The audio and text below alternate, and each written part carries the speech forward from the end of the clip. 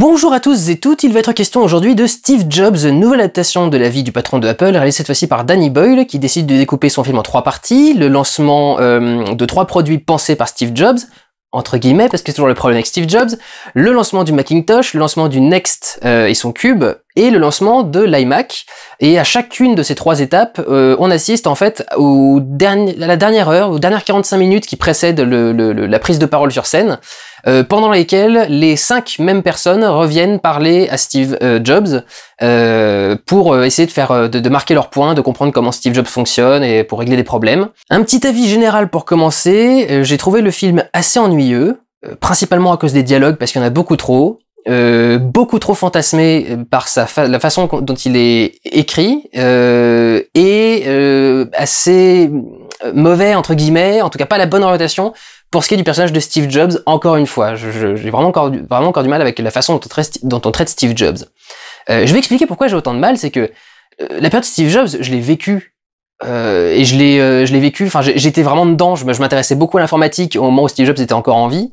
Et j'étais en plein milieu de cette guerre PC et Mac, et surtout j'avais un petit peu appris l'histoire des deux compagnies, Apple mais Microsoft principale, et je savais à peu près de quoi il en retournait. Et plus ces films sortent, plus ils réécrivent l'histoire de Steve Jobs, plus j'en finis par me demander moi-même si leur vision de Steve Jobs n'était pas la bonne, alors que la réécriture à l'avenir ne doit pas remplacer ce qui a été fait avant. Enfin, je veux dire, clairement, ils essayent de refaire la vie de ce personnage et d'en faire un mec sympa et à chaque fois de justifier tout ce qui fait de mal.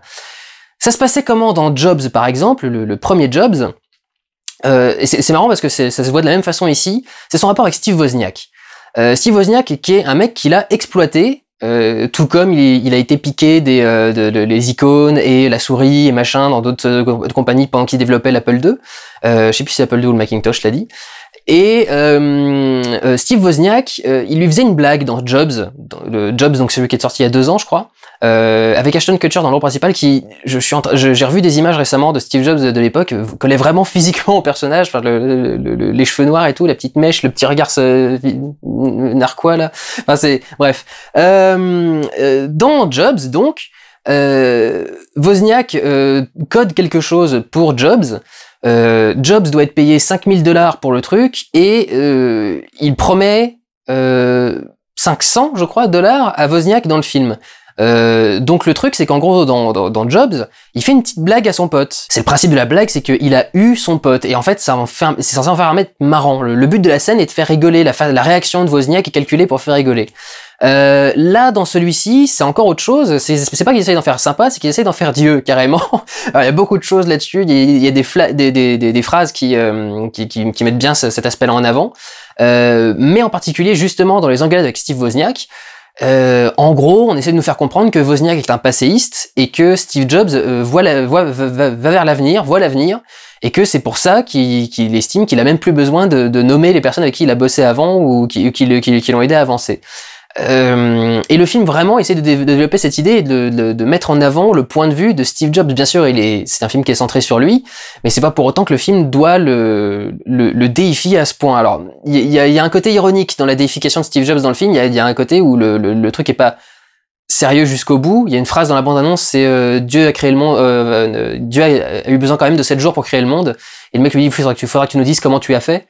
Donc voulant dire que Steve Jobs se prend pour Dieu, etc. Enfin, c'est toute la blague. Donc oui, il y a un côté second degré là-dessus, mais il y a des choses qui sont beaucoup plus difficiles à cerner en termes de commentaires, et notamment alors une scène, j'ai fait le rapprochement avec ce côté déification bien après. Il y a une scène où Steve Jobs se lave les pieds dans une cuvette de chiottes. Alors on sait que Steve Jobs avait plein de tics et qu'il a eu tout un trip de hippie pendant très longtemps où il a plus voulu mettre de chaussures, où il se lavait plus, il puait quand il arrivait dans les bureaux, etc. C'est aussi un peu pour ça qu'il avait été viré d'Apple, pour ce genre de délire. Et alors non seulement dans ce film, ses tocs sont quasi pas traités, c'est-à-dire qu'il a l'air d'être un mec tout à fait normal, et d'un coup, au milieu d'une scène, il se met à se laver les pieds dans une cuvette de chiottes, de façon très rituelle, parce qu'on le voit lever sa jambe, enlever sa chaussette, enlever machin, prendre le pied, laver machin. Donc c'est très... ça sort vraiment de nulle part, et pour les gens qui connaîtraient pas Steve Jobs, c'est compliqué de comprendre ce qui se passe. Pour les gens qui connaîtraient pas l'informatique, il y a beaucoup de phrases qui seront pas faciles à comprendre non plus, mais j'y reviens plus loin. Et en fait, ce truc sort tellement de nulle part que j'ai même pas fait le rapprochement avec ce symbole très comment dire, très chrétien. C'est Jésus lave les pieds. C'est un de ces trucs dans la Bible, c'est un des trucs qu'il fait quand il se promène, quand il arrive dans les villages, c'est qu'il offre des bains de pieds à tout le monde. Et je crois avoir compris avec plusieurs semaines de recul que Steve Jobs qui se lave les pieds dans les cuvettes de chiottes, c'est en fait Jésus qui se laverait lui-même les pieds. C'est-à-dire qu'en fait, ce serait pour dire que c'est un Jésus égocentrique. Mais c'est tellement perché, c'est tellement pas expliqué, ça va chercher tellement loin, c'est tellement haut dans la symbolique que je suis absolument pas sûr de ce que je dis. A posteriori, j'ai fini par faire le rapprochement à force de voir ce côté déification de Steve Jobs dans le film. Je me suis dit, tiens, le lavage de pieds, ça a peut-être un lien, mais vraiment à la base, je suis pas sûr du tout de mon truc et ça sort un peu de n'importe où. Ce qui m'ennuie en gros dans ce traitement de Steve Jobs, c'est que plus encore que le premier film qui avait été fait, qui essaie vraiment de retracer tout un tas de choses, qui montrait beaucoup d'éléments, là c'est un film vraiment complètement fantasmé, c'est-à-dire que c'est à la base basé sur une biographie écrite par Isaacson, qui ensuite a été traité par Aaron Sorkin. Aaron Sorkin qui est le scénariste qui avait fait Social Network, qui est déjà un truc très verbeux. Mais Fincher, il a plus de capacité pour faire ça, qui a été donc adapté par Aaron Sorkin en cette espèce de version romancée, où il a pris 3 lancements de produits et a fait venir 5 personnes dont il a considéré que dans l'entourage de Jobs c'était les plus importantes, et les a fait venir dans ce truc-là. Et tout ça ensuite est vu par Danny Boyle, qui a ensuite rajouté ses propres trucs, sa propre vision du personnage, etc. Donc en fait c'est la vision de Danny Boyle sur la vision d'Aaron Sorkin, sur la vision d'Isaacson sur Steve Jobs. Ça passe par tellement d'étapes qu'au final on en arrive avec un personnage à la Steve Jobs. C'est même plus Steve Jobs, c'est même plus une interprétation de Steve Jobs, c'est un personnage à la Steve Jobs. C'est l'image du patron, un peu mégalo, mais en même temps avec des idées qui font avancer son truc, et qui ne pense qu'à sa boîte, à son projet, qui ne pense qu'à son truc, qui garde les gens un petit peu à l'extérieur de ce qu'il a vraiment au fond de la tête. C'est ça qui m'ennuie, c'est que c'est tellement romancé dans tous les domaines, aussi bien historiquement sur les faits que sur le personnage, que je vois vraiment pas ce que ça peut apporter à Steve, de faire ce film à nouveau sur Steve Jobs. Qu'est-ce qu'il fait de plus que les autres? Qu'est-ce qu'il dit de plus que les autres? Est-ce que vraiment c'était nécessaire de le faire? Et franchement, qu'est-ce qui dedans est si crédible que ça, et qu'est-ce qui est si vrai que ça? Donc c'est encore une fois ce qui m'ennuie, c'est la façon de déifier ce personnage et d'en faire un mec génial et de justifier systématiquement tous ses choix, toutes ses actions, tout ce qu'il fait. Et en plus de pas très bien expliquer certaines choses, parce que je vous l'ai dit, donc c'est au final en fait le film est très verbeux. C'est écrit par Aaron Sorkin, c'est ce que j'avais dit, qui fait beaucoup de dialogues. Et le film est une logorrhée verbale d'environ 2 heures. Il n'y a que ça, que du dialogue en plus technique, du dialogue compliqué, et beaucoup de dialogues qui sont pas vraiment expliqués totalement. C'est-à-dire que si vous connaissez pas une certaine partie de l'histoire de l'informatique, vous risquez d'être un peu perdu par ce qu'a raconté par les personnages, parce que personne va se faire chier à vous l'expliquer. De toute façon, c'est Wozniak qui parle à Steve Jobs, il y en a aucun des deux qui a besoin d'explication, donc ils vont pas se faire chier, ils vont lancer les termes directement. Donc vraiment des trucs compliqués à suivre techniquement, et un effet de soulage profond au bout d'un moment, au bout d'un certain nombre de dialogues. Si vous avez vu, je crois que ça s'appelait comment, Cosmopolis, le film avec Robert Pattinson qui était dans une bagnole, et qui était adapté du roman de DeLillo, qui était que du dialogue, du début à la fin, avec en plus des trucs très compliqués.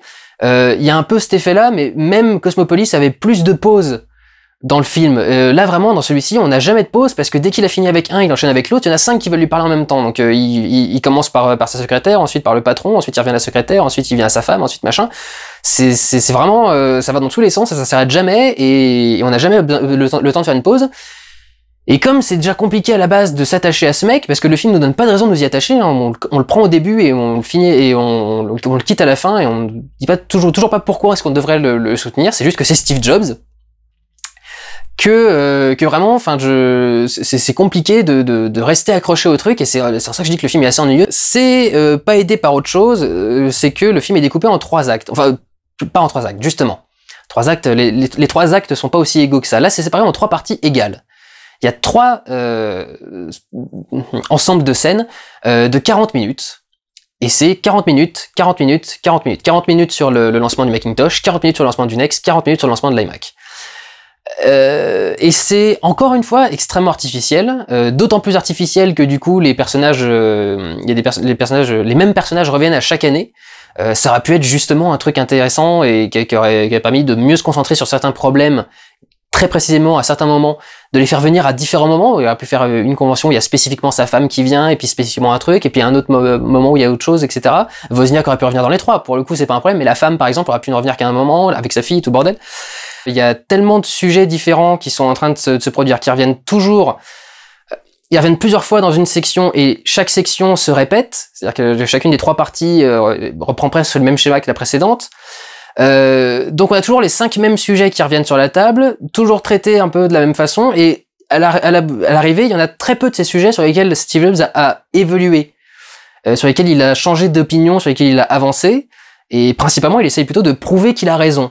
Il y a vraiment un certain effet où c'est un peu saoulant, vraiment, et le fait que ces parties soient aussi précises dans leur durée donne un truc encore plus hard à soutenir, enfin à soutenir pour le spectateur, encore plus compliqué. C'est vraiment rigide, quoi. Et puis pareil, il y a une idée que j'ai mis des semaines à comprendre, parce que vous allez voir pourquoi. Les 3 parties sont tournées avec des supports différents. La première partie, dans les années 80, donc en 84, est tournée en 16 mm. La deuxième partie est tournée en 35 mm et la dernière partie est tournée en numérique.